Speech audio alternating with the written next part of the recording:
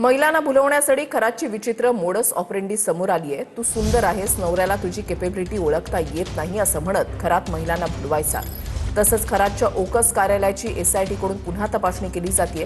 खरातच्या केबिनमधील उच्च दर्जाच्या काचा पाहून पोलीस थक्क झाले। नाशिकच्या भोंदूबाबा खरातचे रोज नवनवे धक्कादायक खुलासे समोर येत आहेत। खरात गोड बोलून, स्तुती करून आणि भावनिक पातळीवर जवळीक साधून महिलांना जाळ्यात ओढायचा। भोंदू खरातची आणखी एक विचित्र मोडस ऑपरेंडी समोर आली आहे। तू खूप सुंदर आहेस, तुझा पती तुला समजून घेत नाही, तुझी खरी क्षमता कुणालाच कळत नाही, अशा प्रकारे गोड बोलून खरात महिलांना जाळ्यात ओढायचा।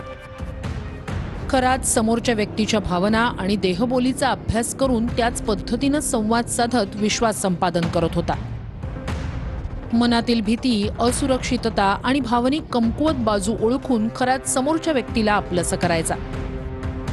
विशेष तपास पथकानं शनिवारी खरातची सलग 10 तास कसून चौकशी केली। नाशिकच्या कॅनडा कॉर्नर भागातील कार्यालयाचीही झाडाझडती घेण्यात आली। या कार्यालयातील अत्युच्च दर्जाच्या काळ्या काचा पाहून पोलीसही थक्क झाले। कॅनडा कॉर्नरमधील हे 210 चौरस फुटांचं कार्यालय म्हणजे भोंदू खरातचा महिलांवरील लैंगिक अत्याचाराचा अड्डा बनलं होतं। लैंगिक अत्याचार प्रकरणी बेड्या ठोकलेल्या भोंदू खरात याच झेड ब्लॅक काचांच्या आड महिलांचं लैंगिक शोषण करायचा। शनिवारी फॉरेन्सिक टीम आणि पोलिसांनी केलेल्या तपासणीत ही धक्कादायक बाब उघड झाली।